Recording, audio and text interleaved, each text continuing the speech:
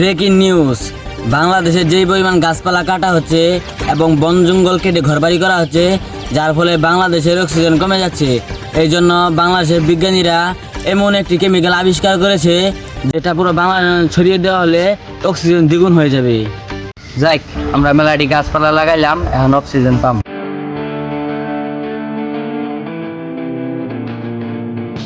এই গাছ মানুষের জন্য কত ক্ষতিকর জানোস? এই গাছ অক্সিজেন গ্রহণ করে আর কার্বন ডাই অক্সাইড ছাড়ে, যা পরিবেশ আর মানুষের জন্য ক্ষতিকর অনেক। কি উল্টা পুল্টা কথা কস? গাছ মানে তো অক্সিজেন। গাছ আমাদের অক্সিজেন দিব আর আমাদের কাছে কার্বন ডাই অক্সাইড গাছে নিব। তুই কার কাছে উল্টা পুল্টা কথা শিখাস? আয় তাহলে আমরা বাইর যাই গিয়া।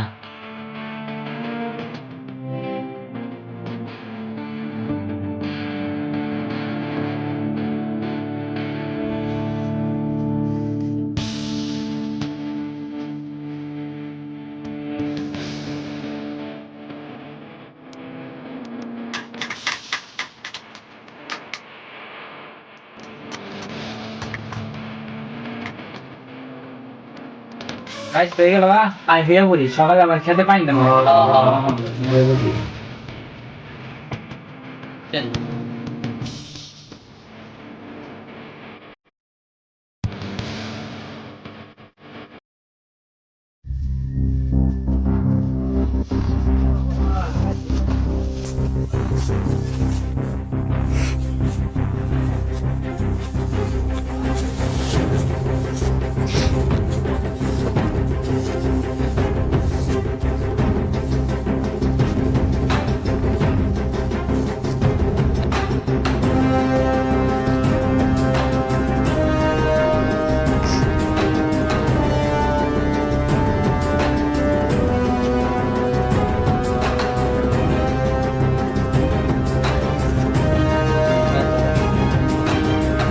বন্ধু দেখ দেখ,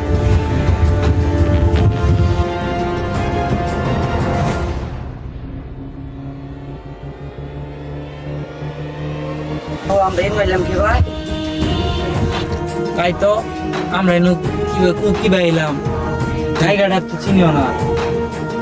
আমরা না ঘুমাইছিলাম, এনে এলাম কি ভাই? জায়গাটা তো শুনলামই না, এলাম জায়গাটা, এটা তো আমরা চিনি না।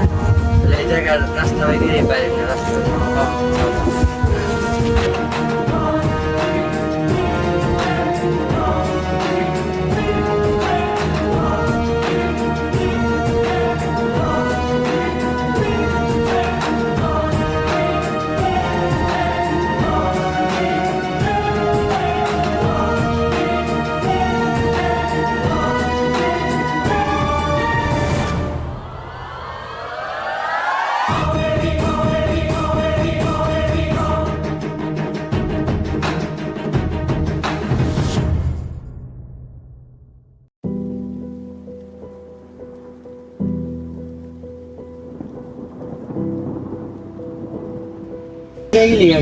বন্ধু আমরা তো জঙ্গলের ভিতরে নিতে পারতেছি না, কিন্তু গাছপালার অভাব নাই, আমরা অক্সিজেন নিবার পাইতেছি নাকি।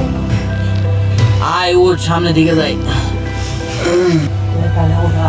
কিছু খাবার দে, সামনে দিকে যাই, তার ওদিকে কোনো ব্যবস্থা নাই।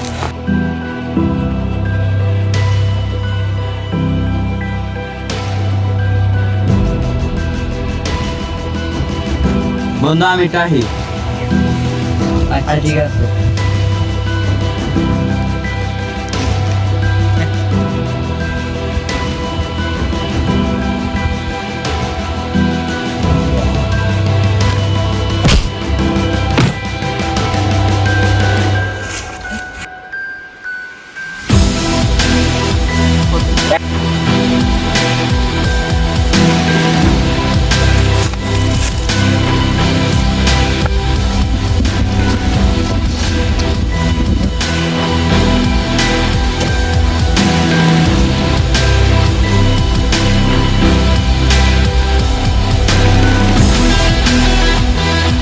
বন্ধু আমরা এই জঙ্গলের ভিতর কি বাইলাম তা জানি না।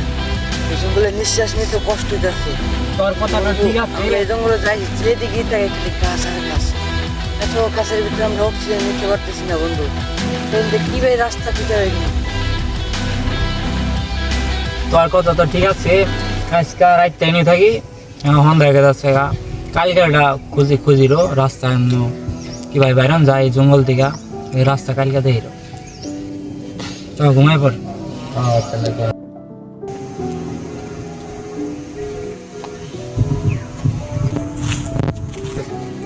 চলে পড় উঠ চলে সুদীপ, ওর তো মেলা দিন ধরে তো শ্বাসকষ্ট, আমাকে তো খিদা মনে হচ্ছে। হ্যাঁ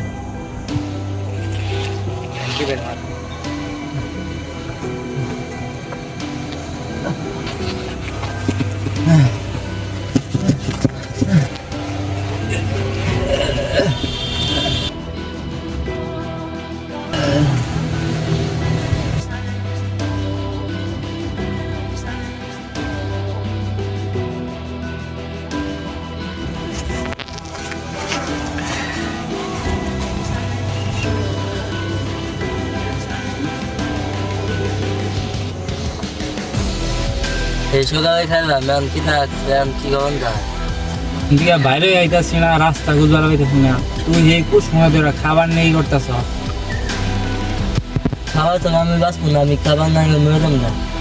তুই তাহলে বয়, আমি দেখতেছি খাবারের ব্যবস্থা বানানো জানি।